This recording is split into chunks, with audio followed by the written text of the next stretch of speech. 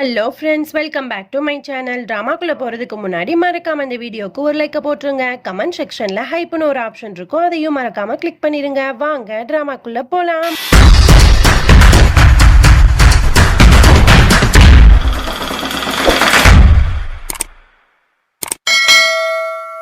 Starting சீன்ல நம்ம ரதன் சிங் வந்து தியாவை கிஸ் பண்ணலாம் அப்படிங்கிற மாதிரி போறான். கரெக்டா அந்த டைமுக்கு அத்தக்காரி வந்து கூப்பிட்டுறா. வந்துட்டு அத்தக்காரி சொல்றா, இந்த மாதிரி வந்து பேலன்ஸ் ஒர்க் இருக்கு, 2 பேரும் வாங்க வந்து பண்ணி கொடுங்க அப்படிங்கிற மாதிரி கூப்பிட்டு இருக்கா. உடனே 2 பேரும் ஓகே அப்படிங்கிற மாதிரி சொல்றாங்க. அப்பட்டு கரெக்டா அந்த இடத்துக்கு வந்து யாஷோட ஒய்ஃபும் வந்துடுறாங்க. இந்த மாதிரி ஆன்டி, நாங்க வந்து கேரம் போர்டு விளையாடலான்னு இருக்கோம், நாங்க ஜாலியா என்ஜாய் பண்ணலான்னு இருக்கோம், கொஞ்சம் நாங்க எல்லாரும் கேரம் போர்டு விளையாடட்டுமா அப்படிங்கிற மாதிரி கேட்கறான். உடனே அத்தக்காரியும் ஓகே சரி போய் எல்லாரும் கேரம் போர்டு விளையாடுங்க அப்படிங்கிற மாதிரி சொல்லிடுறா.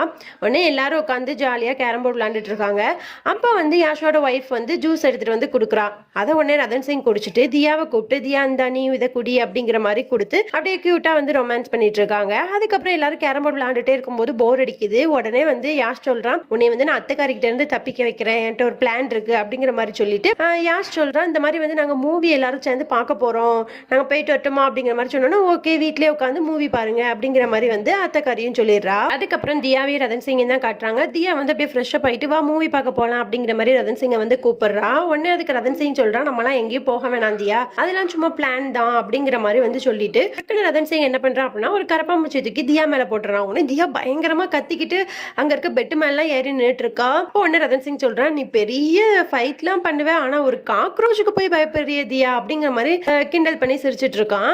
அவங்க 2 பேரும் அப்படியே பேசிட்டு இருக்கும் போதே அத்தக்காரி வந்துட்டு, என்னாச்சு தியா ரொம்ப கத்துறா, எனக்கு சவுண்டு கீழே கேட்டுச்சு, என்னாச்சு அப்படிங்கிற மாதிரி அவ வெளியே நின்று கத்திக்கிட்டு இருக்கா. உடனே ரதன் சிங் என்ன பண்றான் அப்படின்னா விறுவிறுன்னு தியாவை கூட்டிட்டு போய் பெட்ல வந்து உடம்பு சரியில்லாதவ மாதிரி படுக்க வச்சுட்டு அவன் போய் கதவை ஓபன் பண்றான். என்னாச்சு தியா கத்துற சவுண்ட் எனக்கு கேட்டுச்சு அப்படிங்கிற மாதிரி அத்தக்காரி சொல்றா. உடனே ரதன் சிங் சொல்றான், இல்ல தியா வந்து கொஞ்சம் கால் ஸ்லிப் ஆகி விழுந்துட்டா, அதுலதான் வந்து அவ கத்துனா, அதனால அவ ரெஸ்ட் எடுத்துட்டு இருக்கா அப்படிங்கிற மாதிரி வந்து ரொம்ப சோகமா மூஞ்சி வச்சு சொல்லிட்டு இருக்கான். அத்தக்காரியும் தியா வந்து பாத்துட்டு, உனக்கு என்னாச்சு, ரொம்ப ஒன்னும் அடிப்படல ஓகே தானே அப்படிங்கிற மாதிரி வந்து அவ கேட்டுட்டு பாத்து இருந்துக்கோ அப்படிங்கிற மாதிரி சொல்லிட்டு அந்த இடத்த விட்டு போயிடுறா. அதுக்கப்புறம் அப்படியே நைட் ஆயிடுது. ரதன் சிங் வந்து தூங்கிட்டு இருக்கான். தனியா தானே அவன் தூங்குவான். அவன் திடீர்னு எந்திரிச்சு இருட்டுக்குள்ளேயே வந்து தியா கிட்ட போய் தூங்கலாம் அப்படிங்கிற மாதிரி அவன் போய் தியாவை வந்து ஹக் பண்ணிடுறான். டக்குன்னு வந்து என்ன பண்ற ரதன் சிங் அப்படிங்கிற மாதிரி ஒரு குரல் கேக்குது. அவன் தியா கிட்ட போய் படுக்காம அத்தக்காரி வந்து தியா கூட படுத்திருப்பா. அதனால வந்து தியான்னு நினைச்சா அத்தக்காரியை வந்து அவன் கட்டி பிடிச்சிருப்பான். உடனே அவனுக்கு அப்படியே ஒரு மாதிரி ஆகிரும். இல்ல எனக்கு தூக்கத்துல வந்து நான் இப்படி பண்ணிட்டேன் அப்படிங்கிற மாதிரி சொல்லி சமாளிச்சிடறான். தியா வந்து பயங்கரமா சிரிச்சிட்டு இருக்கா. ரதன் சிங்க்கு வந்து அப்படியே ஒரு மாதிரி ஷை ஆயிருது. ஒன்னு விறுவிறுன்னு ஓடி போய் அவன் எங்க தூங்கினானோ அங்கேயே போய் பெட்ஷீட்டை மூடி தூங்கிடுறான். அதுக்கப்புறம் அப்படியே நெக்ஸ்ட் டே ஆகிடுது. அத்தக்காரியும் தியாவும் வந்து நின்றுட்டு இருக்காங்க. அப்ப யாஷ் வந்து ஒரு பண்டிதரை வந்து கூட்டிட்டு வரான். என்ன நீங்க வந்திருக்கீங்க, உங்களை யாரு இங்க வர சொன்னா, நான் இது வர சொல்லலையே அப்படிங்கிற மாதிரி அத்தக்காரி சொல்லிட்டு இருக்கா. உடனே மேல இருந்து ரதன் சிங் வந்துட்டு, நான் தான் வர சொன்னேன், உங்களுக்கு வந்து ஒரு உண்மையை தெரிவிச்சாகணும் அப்படிங்கிற மாதிரி சொல்லிட்டு இந்த பண்டிதர் வந்து ரொம்ப ஃபேக் ஆனவரு அப்படிங்கிற மாதிரி வந்து எல்லாத்தையும் ப்ரூவ் பண்றான்.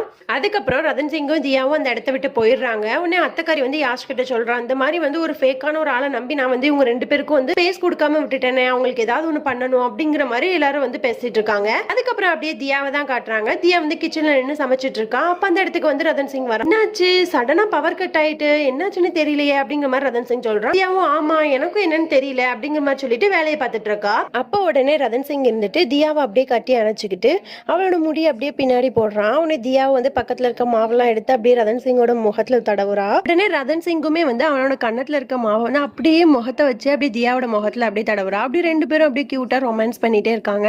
ரதன் சிங் வந்து தியாவை அப்படியே தூக்கிட்டு போய் ரூமுக்கு கொண்டு போயிடுறான். அங்க போயிட்டு தியாவோட முகத்துல அப்படியே ஷாலை போட்டு அவளை அப்படியே ரொமான்டிக்கா பார்த்துட்டே இருக்கான். அதுக்கப்புறம் 2 பேரும் அப்படியே ரொமான்டிக்கா பார்த்துட்டு இருக்காங்க. அதுக்கப்புறம் திரும்ப ரதன் சிங் அவளை தூக்கிட்டு போய் பெட்ல போய் படுக்க வச்சு அப்படியே அவளோட கம்மல் செயின் எல்லாத்தையும் வந்து அப்படியே கலட்டுறான். அதுக்கப்புறம் அப்படியே 2 பேருமே வந்து ஹஸ்பண்ட் அண்ட் ஒய்ஃபா ஒன்னாகிடுறாங்க. அதுக்கப்புறம் அப்படியே நெக்ஸ்ட் டே ஆகிருது. ரதன் சிங் வந்து நல்லா தூங்கிட்டு இருக்கான். தியா வந்து காஃபி போட்டு கொடுக்குறா. கொடுத்துட்டு ஒரு குங்குமச்சிமிலையை எடுத்துட்டு வந்து பொட்டு வச்சு விட சொல்றான். ரதன் சிங்கும் வந்து அழகா அப்படியே பொட்டு வச்சு விடுறான். அதுக்கப்புறம் தியா வந்து ரதன் சிங் கிட்ட வந்து ஒரு கவரை கொடுக்குறான். அதை அவன் ஓபன் பண்ணி பார்த்தா அவன் வந்து வெக்கேஷன் போறதுக்கான டிக்கெட் இருக்கும். பார்த்தோன்னா ரதன் சிங் வந்து பயங்கரமா ஹாப்பி ஆயிடுறான். என்ன தியா நான் மட்டும் வெக்கேஷன் போறேனா அப்படிங்கிற மாதிரி கேட்டோன்னா, ஆமா நீ வந்து வெக்கேஷன் போற, உனக்கு பிடிச்சதை வந்து நீ என்ஜாய் பண்ணு 1 மந்த்துக்கு அப்படிங்கிற மாதிரி தியா வந்து சொல்லிடுறா. ரதன் சிங் வந்து பயங்கரமா ஹாப்பி ஆயிடுறான். அதுக்கப்புறம் ரதன் சிங், தியா குடும்பத்துல இருக்க எல்லாரும் நின்றுட்டு இருக்காங்க. அப்ப கரெக்டா ஒரு வக்கீல் வராங்க. உடனே அத்தக்காரி இருந்துட்டு என்ன இங்க வந்திருக்கீங்க அப்படிங்கிற மாதிரி கேக்குறா. உடனே அதுக்கு ரதன் சிங் சொல்றான், நான் தான் வர சொன்னேன். இந்த மாதிரி தியாவை வந்து ஹோட்டலுக்கு எல்லாத்துக்குமே வந்து சிஇஓவா வந்து நான் பொறுப்பேத்துக்க சொல்ல போறேன். அதுக்காக தான் வந்து வக்கீல் சாரை வர சொல்லியிருக்கேன் அப்படிங்கிற மாதிரி சொன்னோன்னா அத்தக்காரி வந்து பயங்கரமா ஷாக் ஆகுறா. உடனே ரதன் சிங் கிட்ட கேக்குறா, எதுக்காக நீ இப்படி பண்ற அப்படிங்கிற மாதிரி கேட்டோன்னே, இல்ல ஆன்ட்டி, இது எல்லாமே வந்து நல்லதுக்கு தான். தியா தான் வந்து எல்லா பொறுப்பையும் நல்லா ஹேண்டில் பண்ணுவா, அதனால வந்து அவளே வந்து சிஇஓவா இருக்கட்டும், அதுதான் என்னோட ஆசையும் கூட அப்படிங்கிற மாதிரி சொன்னோன்னே, சரி ரதன் சிங்கே ஓகே சொல்லிட்டான்ல அப்படின்னு சொல்லிட்டு அத்தக்காரியும் ஓகே சொல்லிடுறா. அதுக்கப்புறம் ஃபேமிலியில இருக்க எல்லாருமே உட்காந்து ஜாலியா என்ஜாய் பண்ணி சாப்பிட்டுட்டு இருக்காங்க. அப்போ யாஷ் எந்திரிச்சு சொல்றான், இந்த மாதிரி வந்து நீங்க ஒரு டெரரிஸ்ட புடிச்சு கொடுத்தீங்களா, அவன் வந்து இறந்துட்டானா அப்படிங்கிற மாதிரி சொல்லி பேசிட்டு இருக்காங்க. உடனே யாஷோட ஒய்ஃப் சொல்றா, நீங்க வந்து திரும்பவும் போலீஸ் ஆபீசரா வந்து பொறுப்பேற்றுக்கோங்க, அதுதான் உங்களுக்கு பிடிச்ச விஷயம் அப்படிங்கிறப்ப வந்து அது எனக்காக நீங்க மாத்திக்க வேணாம், அது உங்க சின்ன வயசுல இருந்தே உங்களோட கனவு, அதனால நீங்க திரும்பவும் போலீஸ் ஆகுங்க, அதுதான் என்னோட சந்தோஷம் அப்படிங்கிற மாதிரி யாஷோட மனசை வந்து புரிஞ்சுக்கிட்டு யாஷோட ஒய்ஃபும் அதுக்கு சம்மதிக்கிறா. யாஷுக்குமே வந்து இதை கேட்டோன்னு பயங்கரமா ஹாப்பி ஆயிருது. அவனும் வந்து டியூட்டில வந்து ஜாயின் பண்ணிடுறான். அதுக்கப்புறம் அப்படியே நம்ம தியாவை தான் காட்டுறாங்க. அவ வந்து லேப்டாப்ல ஒர்க் பண்ணிட்டு அப்படியே பெட்ல போய் படுக்கலான்னு போறா. அப்ப அவளுக்கு லைட்டா தலை சுத்த ஆரம்பிச்சிருது. உடனே அவ டாக்டர் வர சொல்லி செக் பண்றா. உடனே டாக்டர் சொல்றாங்க, குட் நியூஸ், நீங்க வந்து பிரெக்னெண்டா இருக்கீங்க அப்படிங்கிற மாதிரி வந்து டாக்டர் சொல்லிடுறாங்க. இதை கேட்டோன்னு தியாக்கு வந்து பயங்கரமா ஹாப்பி ஆயிருது.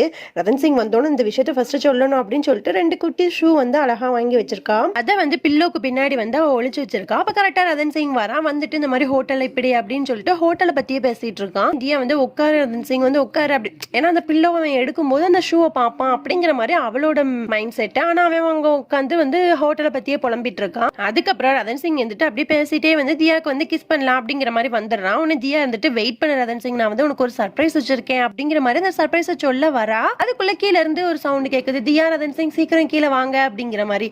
உடனே இவங்க 2 பேரும் கீழே போறாங்க. அங்க வந்து யாஷையும் யாஷோட ஒய்ஃபையும் அத்தக்காரி வந்து ஆசீர்வாதம் பண்ணி ஆரத்திலாம் எடுத்து ஒரு குட் நியூஸ் அப்படிங்கிற மாதிரி வந்து சொல்லிட்டு இருக்காங்க. என்ன அப்படின்னா, யாஷோட ஒய்ஃபும் வந்து சீக்கிரமா வந்து பேரண்ட்ஸ் ஆக போறாங்க அப்படிங்கிற மாதிரி சொன்னோன்னே எல்லாருமே வந்து பயங்கரமா ஹாப்பி ஆயிடுறாங்க. அதுக்கப்புறம் தியாவோட அக்காவை தான் காட்டுறாங்க. அவ வந்து தியாவை பார்க்கலாம்னு சொல்லிட்டு ரூமுக்கு வந்திருக்கா. அங்க 2 குட்டி ஷூ இருக்கிறத பார்த்துட்டு அதை எடுத்து வச்சுட்டு அவளுக்கு வந்து அது என்ன அப்படிங்கறது வந்து புரிஞ்சிருச்சு. உடனே தியாவும் வந்து பாத்ரூம்ல இருந்து வெளியே வர்றா. உடனே அக்காக்காரி வந்து சொல்றா, இந்த குட் நியூஸை எதுக்காக நீ இவ்வளவு நேரம் சொல்லாம இருக்க, எனக்கு ரொம்ப ஹாப்பி, நான் வந்து அத்தையாக போறேனா அப்படிங்கிற மாதிரி வந்து சந்தோஷமா வந்து சொல்லிட்டு இருக்கா. உடனே தியா வந்துட்டு, ஆமா இந்த நியூஸ் வந்து நான் ஃபர்ஸ்ட் அது ரதன் சிங்க்கு தான் தெரியணும்னு நினைச்சேன், அதனாலதான் யார்ட்டையுமே சொல்லல. ஆனா ரதன் சிங்க்கு வந்து இது புரியவே மாட்டேங்குது, அவன் இன்னும் கொஞ்சம் விளாட்டுத்தனமாவே தான் இருக்கான் அப்படிங்கிற மாதிரி வந்து ரதன் சிங் புரிஞ்சுக்க மாட்டான் அப்படிங்கிற சோகத்தை வந்து இவன் வந்து அவங்க அக்கா கிட்ட வந்து ஷேர் பண்ணிட்டு இருக்கா. உடனே அவங்க அக்கா சொல்றா, ஒன்னும் இல்ல, நீ வந்து அவன் கிட்ட சொல்ல, அவன் வந்து எல்லாமே புரிஞ்சுக்குவான் அப்படிங்கிற மாதிரி பேசிட்டு இருக்கும் போதே ரதன் சிங் வந்துடுறான். அவ அக்கா காரியும் அந்த இடத்த விட்டு போயிடுறா. பெட்ல வந்து குட்டியா 2 ஷூ இருக்கு. அதை ரதன் சிங் பார்த்துட்டு, வாவ் தியா சூப்பர், நீ வந்து இன்னைக்குதான் யாஷோட ஒய்ஃபும் ஒரு குட் நியூஸ் சொல்லியிருக்காங்க, அதுக்குள்ள அந்த பேபிக்கு கிஃப்ட் பண்றதுக்காக நீ திங்ஸ் எல்லாம் வாங்கிட்டியா அப்படிங்கிற மாதிரி சொன்னோன்னு தியாவோட முகமே வந்து அப்படியே மாறிடுது. அதுக்கப்புறம் அத்தக்காரியை காட்டுறாங்க. அத்தக்காரி வந்து தியாக்கு வந்து ஆரத்தி எடுத்து இந்த சந்தோஷமான நியூஸை கேட்கும்போது எனக்கு என்ன பண்றதுன்னே தெரியல, ஒரே நாள்ல 2 சந்தோஷமான நியூஸை வந்து நான் கேட்டிருக்கேன் அப்படிங்கிற மாதிரி ரொம்பவே ஹாப்பியா சொல்லிட்டு இருக்கா. அப்போ ஒன்னு தியா வந்து ரொம்ப ஃபீல் பண்ணி, இந்த மாதிரி ரதன் சிங்க்கு வந்து புரியவே மாட்டேங்குது, நான் என்ன பண்றதுன்னு எனக்கே தெரியல, ஆனா அது வந்து சர்ப்ரைஸா தான் நான் சொல்லணும் அப்படிங்கிற மாதிரிலாம் சொல்லிட்டு இருக்கா. அதுக்கப்புறம் தியா இருந்துட்டு அவளோட ரூம்ல போயிட்டு ரதன் சிங் கிட்ட வந்து பிரெக்னெண்டா இருக்கும் அப்படிங்கிற விஷயத்த வந்து சொல்லணும் அப்படின்னு சொல்லிட்டு வந்து கண்ணாடியை பார்த்து அப்படியே பிராக்டிஸ் பண்ணிட்டு இருக்கா. அப்ப கரெக்டா அந்த இடத்துக்கு வந்து ரதன் சிங் வந்துடுறான்.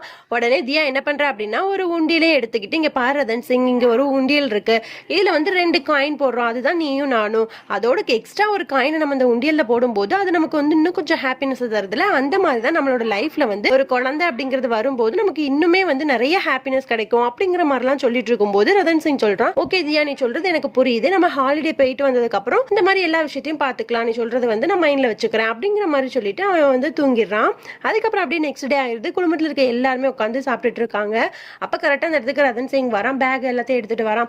என்னாச்சு அப்படிங்கிற மாதிரி தியா கேட்கும்போது, இல்ல நான் வந்து அங்க போனோன்னு இந்த மாதிரி இதெல்லாம் விளையாடணும், மவுண்டன்லாம் ஏறணும், ட்ரெக்கிங்லாம் பண்ணணும் அப்படிங்கிற மாதிரி அந்த ஹாலிடேவை பத்தி மட்டுமே அவன் வந்து பேசிட்டே இருக்கான். தியா வந்து அந்த இடத்துல ரொம்பவே எமோஷனல் ஆகி, உனக்கு எதுவுமே புரியாது ரதன் சிங், எல்லாமே நீ இப்படிதான் பண்ணுவ, உனக்கு எல்லாமே விளையாட்டுத்தனமா தான் இருக்கு அப்படிங்கிற மாதிரி பயங்கரமா கோவப்பட்டு அழ ஆரம்பிச்சிடுறா. அப்ப உடனே ரதன் சிங் வந்து டக்குன்னு வெளியே போயிட்டு வேலைக்காரங்கிட்ட வந்து எல்லா திங்ஸையும் கொண்டு வாங்க அப்படிங்கிற மாதிரி சொல்லிட்டு இருக்கான். இங்க இருக்க யாருக்கும் அவருக்குமே வந்து ஒண்ணுமே புரியல. பார்த்தா நிறைய பலூன்ஸ், டாய்ஸ், குட்டி குட்டி ட்ரெஸ் எல்லாமே ரதன் சிங் வாங்கிட்டு வந்து வைக்கிறான். உடனே தியாவோட அழுகையெல்லாம் அப்படி தொடச்சு விட்டுட்டு, தியா நான் என்ன அவ்வளோ பெரிய முட்டாளா, நீ என்ன சொல்ல வரேங்கிறத புரிஞ்சுக்காத அளவுக்கு நான் இருக்க போறேன், எனக்கு எல்லாமே தெரியும், நான் வந்து அப்பாவாக போறேன் அப்படிதானே அப்படின்னு சொல்லிட்டு தியாவை தூக்கி அப்படி சந்தோஷத்துல வந்து அப்படியே சுத்திட்டு இருக்கான். குடும்பத்துல இருக்க எல்லாருமே வந்து பயங்கரமா ஹாப்பி ஆயிடுறாங்க. ஒருத்தருக்கு ஒருத்தர் அப்படியே மாறி மாறி ஹேக் பண்ணிட்டு எல்லாருமே சந்தோஷமா இருக்காங்க. இதோட இந்த சீரியலை வந்து அழகா ஹாப்பி எண்டிங்கோட முடிச்சிடுறாங்க. இதோட இந்த தியா டிராமா வந்து முடிஞ்சிருச்சு. யாரெல்லாம் தியா டிராமாவை வந்து ரொம்பவே மிஸ் பண்ணுவா அப்படிங்கறத வந்து கமெண்ட் செக்ஷன்ல வந்து சொல்லுங்க. இந்த சேனல்ல வந்து இன்னொரு ஒரு கங்கா சீரியல் போட்டுட்டு இருக்காங்க. அதுல நம்ம சில்சிலா 1ல வந்து மௌலி தான் நடிச்சிருக்கான். அந்த டிராமாவும் சூப்பரா போய்கிட்டு இருக்கு. அதுக்கும் உங்களோட சப்போர்ட்டை வந்து கொடுத்துட்டே இருங்க. வேற என்ன ஒரு புது டிராமா போடலாம் அப்படிங்கறதையும் நீங்க கமெண்ட் செக்ஷன்ல வந்து கமெண்ட் பண்ணுங்க. ஓகே ஃப்ரெண்ட்ஸ், இன்னொரு ஒரு புது டிராமால சந்திப்போம். பாய். மறக்காம சர்ப்ரைஸ் பண்ணுங்க. தேங்க்யூ.